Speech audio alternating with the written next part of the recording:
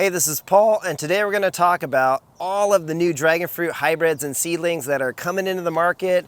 And let's step back a little bit and think about the history. So we love all these new Dom Burnett seedlings. You could tell, beautiful flowers, Connie G has a delicious fruit. But if you think about it, the most common parent plant a lot of hybridizers are using is right here, and this is Connie Meyer. So due to the beautiful flower, the purple flower, a lot of people use this as a parent plant. Now the thing that I don't like about it is you can see, or it's more challenging for my zone you should see, is that it gets hot. It's not very hot and cold tolerant. In other words, it's gonna melt like this in the winter and the summer. I've lost a lot of branches. This plant's very old, and just every year the same thing happens, both in extreme and warm and cold environments. And the reason why is that this plant was actually created in Germany. It was a cross between Hylocereus stenopterus and a German undatus. So I have an undatus over here, and what I've learned over the years is that actually the species of undatus that they used is probably something similar to this, where it will break down in the heat waves. In other words, this fruit will really get gelatinous inside. In fact, here's a picture of it. You can see what it looks like. And that's a really bad trait, and it actually carries over into some of the hybrids, even into some of Paul Thompson's, like Purple Haze, I've noticed. So that is a bad trait, and it actually crossed it into Connie Meyer, Kathy Von Aram, and Bruni will all break down a little bit in the heat wave, the fruit itself and the plant. So these traits are not optimal, but luckily Dom Burnett crossed a Guatemalensis, a Guatemalan G1, which are my favorite fruit. So let's go up there and see what happened when Connie Meyer was crossed with a G1. So we just left Connie Meyer. Here's the other plant that Dom Burnett crossed, and this is G1, a Guatemalan from most likely Kwangong. Beautiful fruit, one of my favorite, and G1's a bit more sensitive than say G2 or G3. But either way, he crossed those and he grew 18 seedlings. We have quite a few of them, and let's go check them out and talk about them a bit. So first up, this is Cotton Candy 1-10. You can see a little sun stress, a little breakdown like its mother, Connie Meyer, but definitely not as bad. And also this is stressed because I'm not protecting it from the sun. I'm not using any shade cloth. Also, it's on its third wave of fruit. So it's been banging out some delicious fruit. Now up here, here's Dom Burnett's 1-12, really stunning purple flower. I haven't had the fruit yet. It's almost ripe, as you can see. But again, that yellowing and a little bit of damage, probably from Connie Meyer. But overall, this plant's quite healthy, you can see, but again, just a little bit of sun damage. We've had a heat wave. We're gonna get over 100 degrees again this week, so I will put some burlap on this. Now here's probably the best tasting one, in my opinion, that I've had so far, and this is Connie G. And Connie G has just put on wave after wave. This is its third or fourth wave of fruit, and you can see it has half a dozen here. Bunch of beautiful ones. We crossed it with Pink Panther. I'm going to actually grow some of the seeds here. But again, a little bit of damage. So you can see that some of the genetics have carried over, a little bit of sun sensitivity, cold sensitivity, but delicious fruit. Those are magenta inside, a really great fruit. Here's Honesty 1-3, one that we got and we named. I give it away for free. And the first fruit that we're going to try is this one here. I can't wait to try it. So a lot of the beautiful traits. Oh, here's a Queen Daenerys, which is probably the most stunning flower. Hopefully here, you got to see this flower. It's absolutely beautiful. And this is Queen Daenerys. And again, some of those traits. So I've learned over the years that when you're crossing things, they're still going to be maybe a little bit better, but they're still going to have some sensitivities from their parent plants. So let's head up on the hill and talk about some of the hybrids that I've been growing out. I've been really focused on the fruit production rather than the flower, and I'll tell you some of the goods and bads in my experience so far. So back in 2019, Scott and I actually went to our first Pitahaya festival, and this plant was released by Edgar Valdivia and Paco, and this is the official Asunta 5, as you can see. It's probably the most beautiful flower in our collection, but they use Trisha.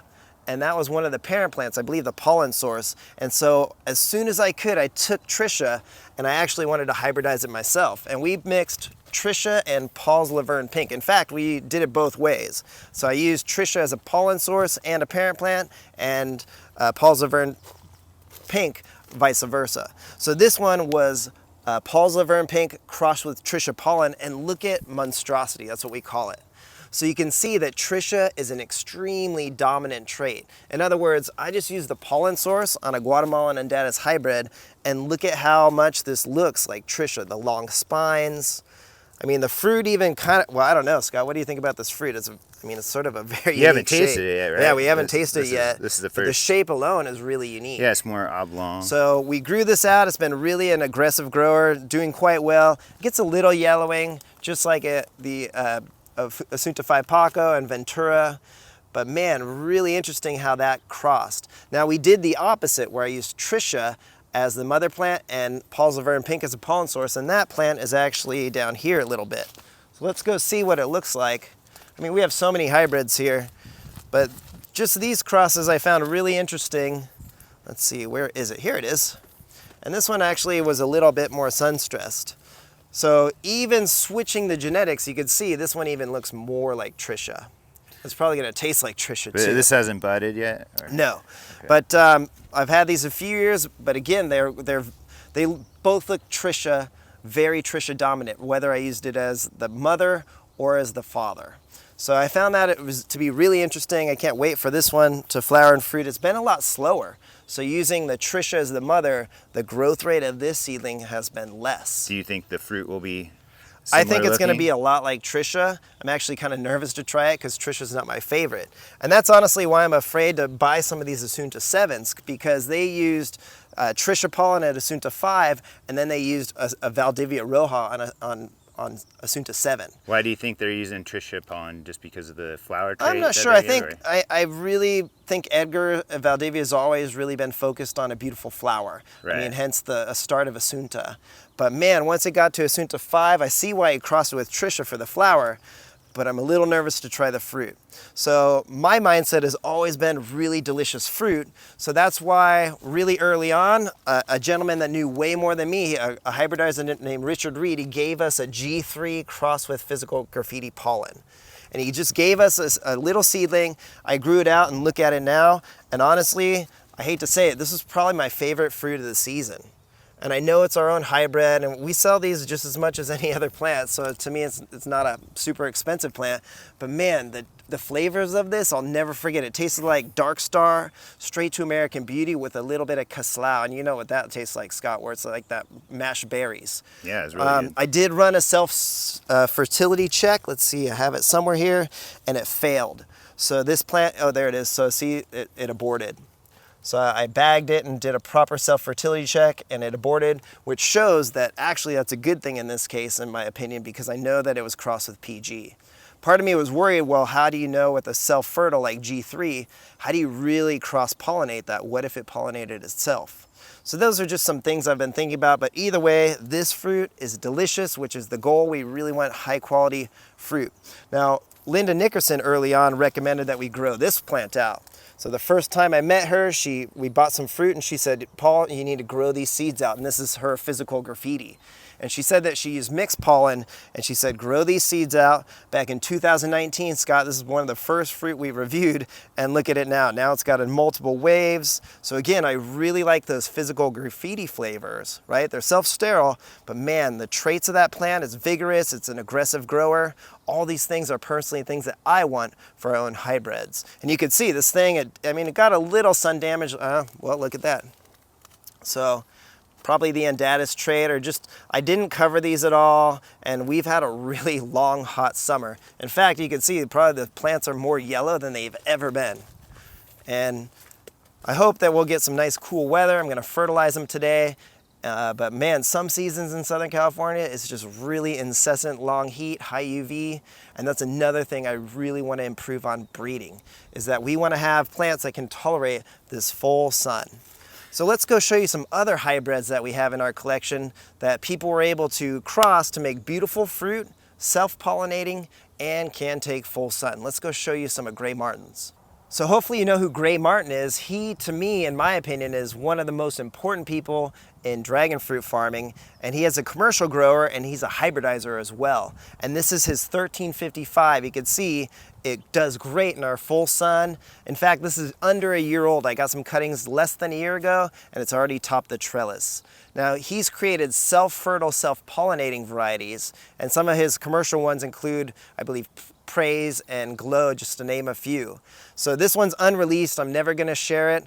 The fruit's delicious. It's a magenta flesh, but again, really happy full sun plant. You could tell that the genetics he used probably were a Guatemalan and an Undatus. Now he also gave us opal. He was very kind. Here's opal over here. And again, you can see, look, it gets full sun in our climate, probably one of the hottest spots in the yard. And he gave it to us a year ago. He said, treat it right, it will flower for you. And my gosh, look at this thing. Very aggressive, happy grower, multiple waves. I know very little about this plant, actually. I would assume it's self-fertile, probably self-pollinating. And if I had to guess, I think it's more of a lighter colored flesh, but this is opal. So you can see that he's crossed and hybridized and practiced growing thousands of seedlings for years, and he got some traits that he wants. Again, self-fertile, full sun, the Undatus, I believe, the genetics in here, the fruit doesn't break down like we talked about earlier. So wow, these are some winners. And I guarantee you he spent a lot of time growing different seeds. So let's move on. Let's talk about some more hybrids that we're releasing and kind of the ideas about why and how to distribute them so they could be evaluated in different climates. So let's go up the hill and talk some more. So here's one of our Orejona seedlings. This is seedling number 7.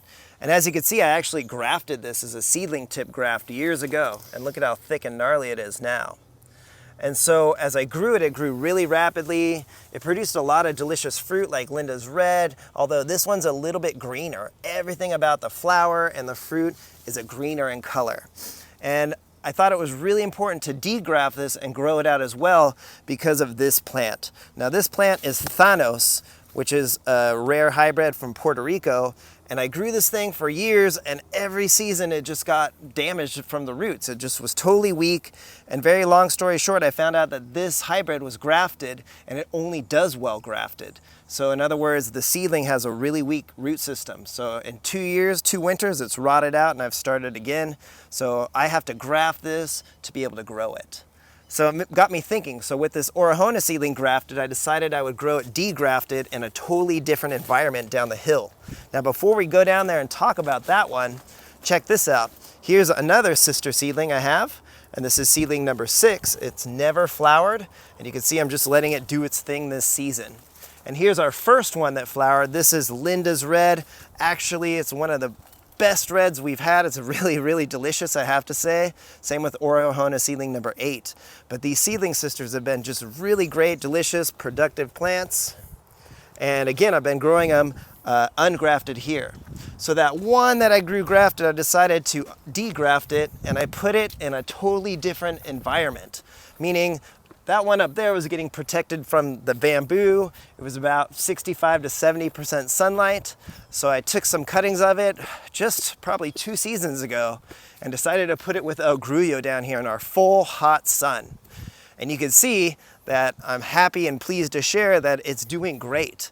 In fact, I get to try grafted fruit versus ungrafted fruit to see if there's a difference. So this plant, you can see I threw it in the extremes, full sun, 100% sun. Got a little yellowing on this one branch, but look at how productive it is. It's got multiple waves, multiple flowers. So it was just really important for me to see how does that plant do ungrafted. And you can see here in this case, it's doing just fine. So it takes years and years to properly evaluate a dragon fruit. You're gonna need a big crew of people to help evaluate it with you, try it in different climates, and be ready to have your feelings hurt because some people may not like the fruit that you're growing, or they may think the flower's not pretty. So you can't please everybody. The goal is, for me at least, is to produce really high quality fruit that can tolerate full Southern California sun. So hopefully you've been following us. We've been ruining and taking out a lot of plants this season. I hate to say, I think Connie's gonna go. I love her, but man, this is just not what I want. So right back where we started, the genetics of this plant, created by a German hybridizer, Eckhart Meyer, are just not exactly what I want in Southern California. So lessons learned, a lot of lessons learned, and I look forward to keep breeding these mysterious plants and making mistakes and having fun. So there you go. Give us a like, subscribe. Thanks for watching.